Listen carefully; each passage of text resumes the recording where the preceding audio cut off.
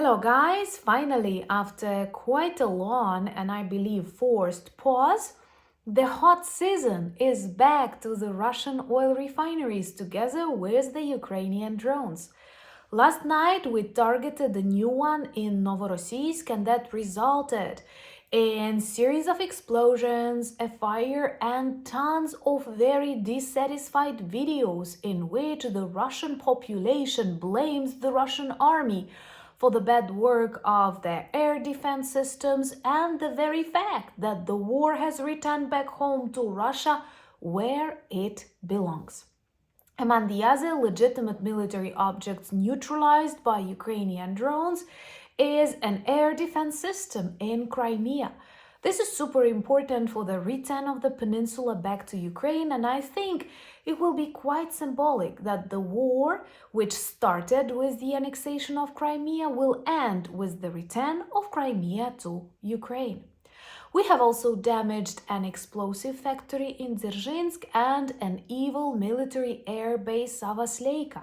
Every Ukrainian knows this ugly name because it is directly associated with the prolonged air raid alerts and bombing of the Ukrainian civilian infrastructure.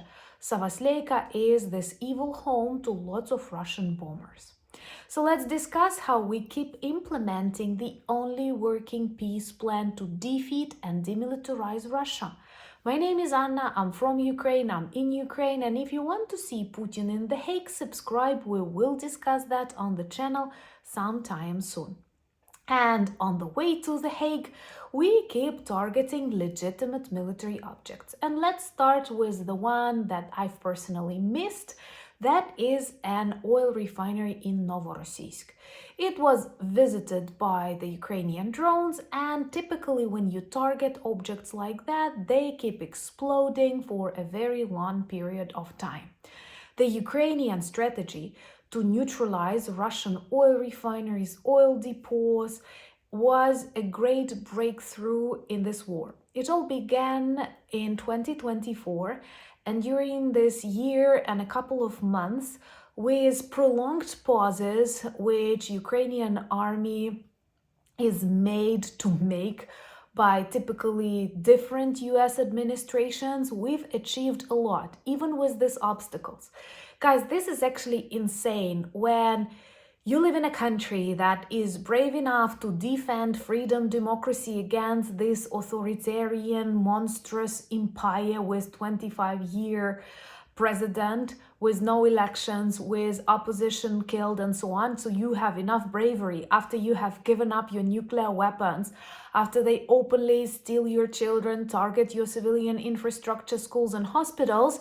You keep fighting, you invent the ways to defeat this global evil, for example, by targeting oil refineries, and then someone tells you, don't do that because oil prices can go up, or because this will lead to the collapse of the Russian Federation. Stop being afraid of that. That's the plan.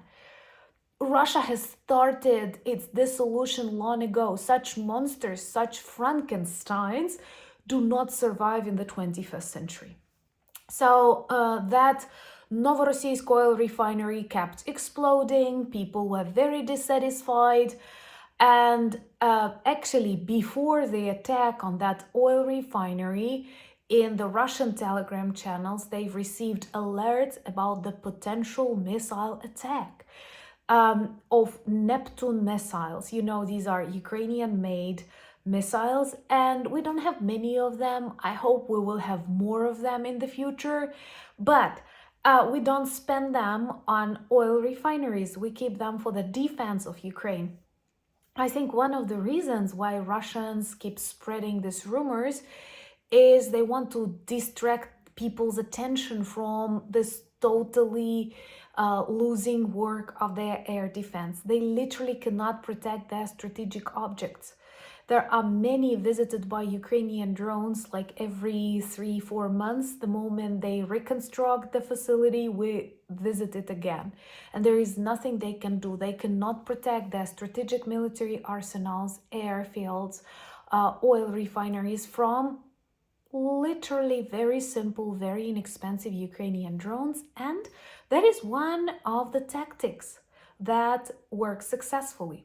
Remember to share these videos if you share my opinion, and subscribe if you're new to demonstrate your solidarity with Ukraine. And trust me, it's always good to be on the side of good in history. So finally, we've returned back to these visits to the Russian oil refineries. We have already neutralized more than 30% of their oil refining industry, and that is deadly for the already collapsing Russian economy. And personally, I believe that no matter how hard President Trump may try to save Russian economy, it has already crossed that very red or very black line, and it is terminally ill. Nothing can save Russia from its collapse. And no, it was not provoked by Ukraine, NATO, or the aliens. It was designed by this Russian imperial character. They wanted to recreate the monstrous construction, but it fails to survive in the 21st century. We have also targeted an explosives factory in Dzerzhinsk, and oh my god, I feel like I need to clean my mouth after pronouncing the names of these Russian cities, because the majority of them commemorate bloody communist leaders that were responsible for the deaths of their own citizens in Russia during like the 30s, 40s, 50s, and so on. That's unbelievable. So that factory is sanctioned by the European Union, and it seems to me this is at least the second visit of the Ukrainian drones there that always result in serious destructions and explosions. Then they need some time to reconstruct it, but it also means a serious pause in the production.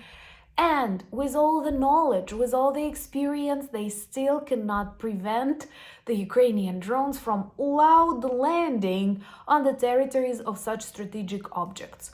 Another one visited by Ukrainian drones tonight was Savasleyka. That is a military airbase in Novorossiysk region of the Russian Federation, and one of those military air bases that is full of ballistic missiles, bombs, and so on, because the Russian army actively uses it to target Ukrainian civilian infrastructure.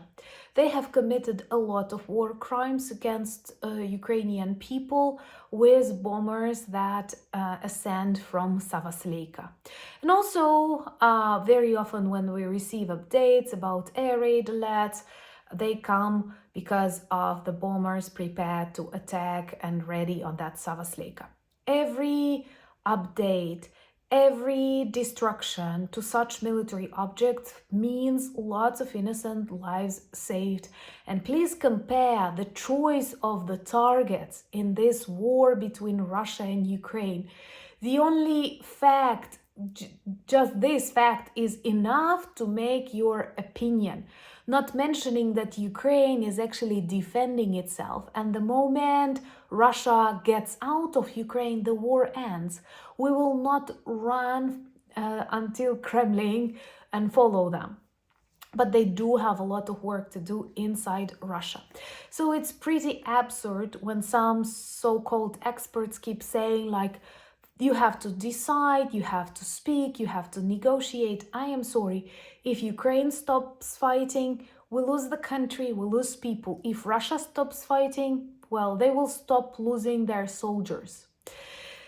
And another important object that was neutralized this night is one more system of air defense in Crimea.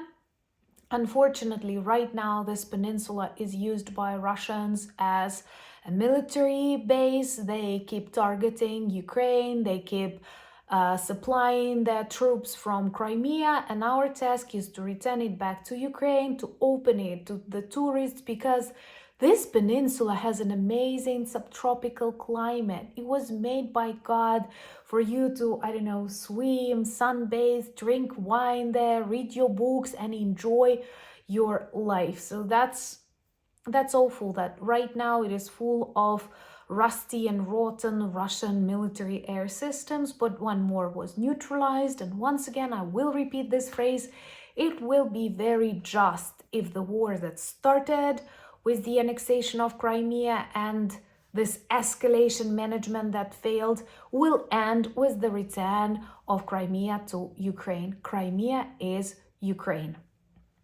And remember to subscribe to my new channel, Anna Danilchuk, where I share more about everyday life in Ukraine, and watch the latest video about the reasons why did Russia invade Ukraine. So many people keep spreading Russia and Kremlin disinformation, including Donald Trump. So if you want to know more from this ordinary Ukrainian perspective, check this new video. Join me on X, I'm fighting there, on Blue Sky, the community is growing, on Instagram, I share more of everyday life there, on Threads, and we have an amazing Discord community. We have an amazing merch shop with lots of items that speak about the history of Ukraine, the resilience of people, the friendship between our countries. And from what I learned from your feedback, all these products work well as reminders and conversation starters about Ukraine. Thank you for buying me coffees, becoming my patrons and sponsors of the channel. But most importantly, thank you for being friends of Ukraine. Slava Ukraini!